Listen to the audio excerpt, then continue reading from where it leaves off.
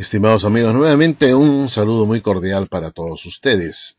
Aquí ven en sus pantallas una porción de la revista La Atalaya de estudio del año 2020, páginas 30-31, párrafo 14. ¿Y qué cosa es lo que dice acá la Watchtower? Jehová es quien decide cuándo llama a sus ungidos. Jehová empezó a escoger a los ungidos después de la resurrección de Jesús. Por lo visto, en el siglo I, todos los cristianos verdaderos eran ungidos. En la Atalaya del 15-7 del 2001, acá abajo, en la última, dice, entonces, en una asamblea del año 35, dice que se dio la maravillosa noticia de que a una gran muchedumbre de otras ovejas le espera un futuro dichoso en un paraíso terrestre. De modo que para la Watchtower en el primer siglo, y especialmente pues en los primeros tiempos de la iglesia, todos los que eran bautizados eran ungidos. Es decir, todos los que pertenecían a la congregación cristiana en el primer siglo, y quién sabe parte del segundo, eran todos de la clase ungida. Ahí tenemos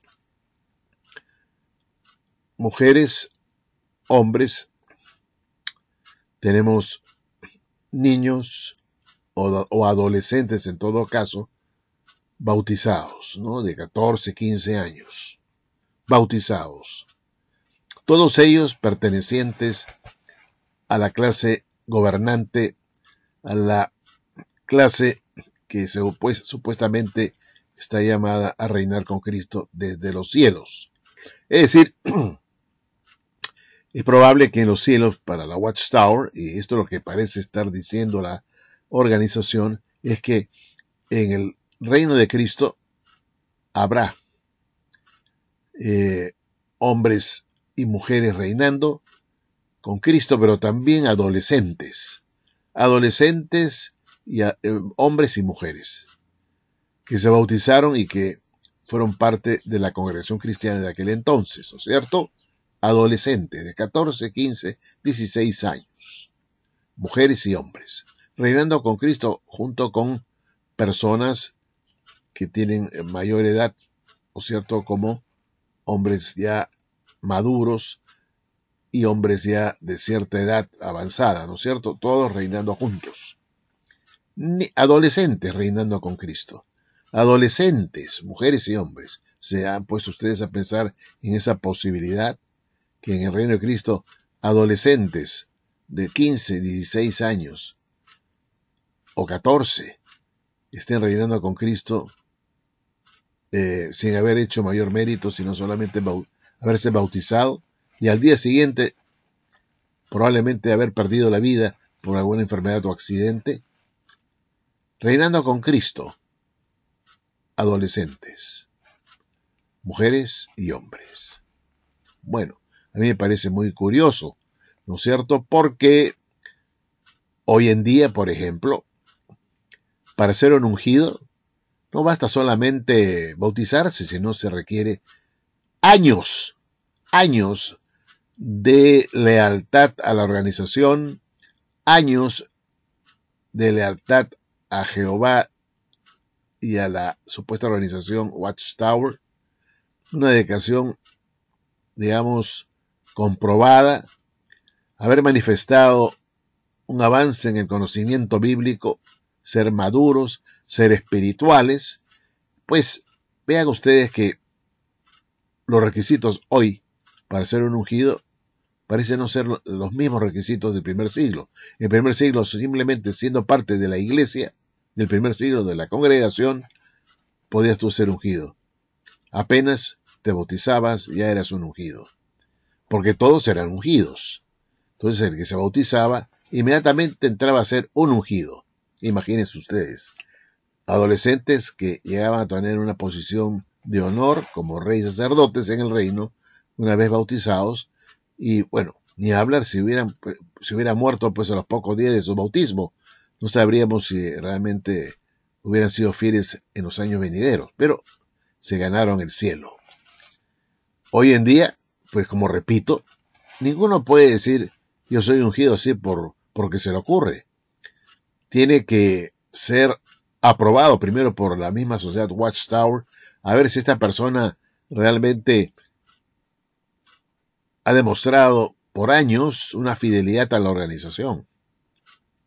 Si es que realmente tiene la aprobación de otros hermanos, si es que realmente es maduro, sabio, entendido en las escrituras, un hombre que muestra los frutos del Espíritu.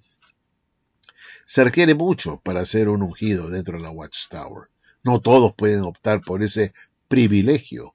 Tienen que pasar muchos años de servicio leal o fiel a la llamada organización de Jehová. De modo que acá me parece muy extraño, pues, que la Watchtower diga, ¿no es cierto?, como hemos leído hasta hace un poquito, dice, pues, acá, por lo visto, en el primer siglo, o siglo primero, todos los cristianos verdaderos eran ungidos. Es decir, todos, sin excepción, mujeres, hombres, adolescentes también, jovencitos de 14, 15, 16 años, todos eran ungidos. Todos estaban llamados a reinar con Cristo. Me imagino yo un reino con adolescentes hechos reyes, sacerdotes en el cielo. Bueno, medio raro, ¿no?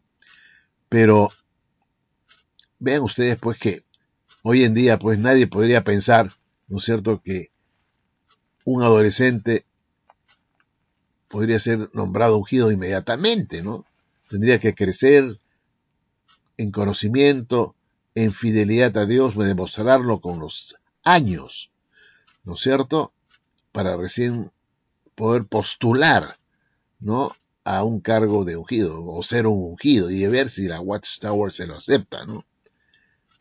Así que hay una gran diferencia, Hoy en día, para ser ungido, necesitas haber demostrado fidelidad a la organización, mucho trabajo, y ser un hombre de una edad mediana, ¿no? Mayormente de edad mediana. Un hombre que ya esté pintando hasta canas. Un hombre que tenga mucha experiencia, ¿no es cierto? Mucha madurez espiritual. Así que a mí me parece muy extraño esto de que en el primer siglo todos los cristianos verdaderos eran ungidos. La Watchtower dice que a partir del año 1935 empezó la llamada terrenal de las otras ovejas, que iban a vivir en un paraíso. Y me pongo a pensar en Jesús cuando estaba hablando de las bienaventuranzas, y en Mateo 5:5 dice, bienaventurados los mansos, que ellos heredarán la tierra. Si todo era una llamada para ir al cielo en el primer siglo, era la llamada celestial para todos. En el primer siglo no había, pues, una llamada terrenal, sino que esta empezó en el año 35, y ya me imagino cómo se habrán sentido los cristianos del primer siglo cuando escucharon justamente esto, que los mansos heredarían la tierra, ¿no es cierto? ¿Qué cosas habrían pensado en ese momento de mansos que heredarían la tierra? Ellos estarían pensando acaso de que los que van al cielo no son mansos. Estarían pensando ellos en ese momento que ellos estaban escuchando a Jesús, que solamente conocían esa llamada celestial, o se les llamaba para ir al cielo, ¿no les pareció estas palabras de Jesús, de que los mansos heredarán la tierra, como algo raro? Porque, por otro lado, Jesús también dijo, tengo otras ovejas que no son de este redil, que también oirán mi voz y será un solo rebaño, un solo pastor. Y para la Watchtower, estas otras ovejas son los que componen la grande muchedumbre. Pensaron de igual manera a esos cristianos del primer siglo cuando escucharon al Señor decir que tengo otras ovejas que no son de este redil. ¿Qué cosas pensaron otros cristianos del primer siglo? Tengo otras ovejas que no son de este redil. Tengo, no dice que tendré en el año 35, ¿no? Sino que tengo otras ovejas que no son de este redil. Ya estaban allí. estaban presentes seguramente, algunas de ellas, y otras estaban en otras partes, ¿no es cierto? Pero de hecho Jesús estaba hablando en presente. Tengo otras ovejas que no son de este redil y que para la Watchtower son los que van a heredar la tierra, los que van a heredar el paraíso. Entonces, ¿qué cosa pues se pensaron estos primeros cristianos cuando escucharon a Jesús decir eso? Se habrán quedado desconcertados, ¿no es cierto? Porque si la intención de Jesús era enseñar que estas otras ovejas eran los que componen la grande muchedumbre y que tienen esperanza terrenal, entonces de alguna manera ya estaban existiendo estas personas de esperanza terrenal en la tierra, y que son las personas a las cuales él se refería como que son mansas, ¿no? Personas mansas, ovejas mansas que van a heredar la tierra. El conocimiento que tenían pues estos cristianos era pues el conocimiento de que había ovejas que debían ser llamadas por Jesús y que existían y que estaban en otros lugares y que vendrían a ser también esas ovejas parte de ese grupo de la manada pequeña y serían también ungidas y serían también llamadas a reinar con él, porque en realidad, estimados amigos, Jesús no dijo que estas otras ovejas tendrían que vivir en la tierra, en tanto que la manada pequeña en el cielo. Jesús jamás lo dijo, ¿no es cierto? ¿Qué es lo que pensaron entonces esas personas cuando escucharon a Jesús decir, tengo otras ovejas que no son de este redil y que también tengo que llamar y que será un solo rebaño y un solo pastor? Y ellos pensaron, pues, Jesús tiene otras ovejas que no son necesariamente de nuestra nacionalidad, que no son judíos, pero que van a escuchar el Evangelio y que se van a juntar con ellos para tener la misma esperanza, una misma esperanza de la vocación que hay, que es una sola, la de reinar con Cristo o de ser parte del cuerpo de Cristo.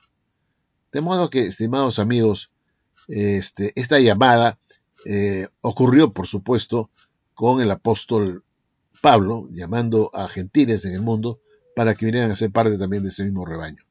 Y ya existían estas ovejas, estaban vivas. No había que esperar hasta el año 35, o sea, casi 19 siglos después, para que fuesen convocadas. Bueno, estimados amigos, gracias y será hasta un próximo video.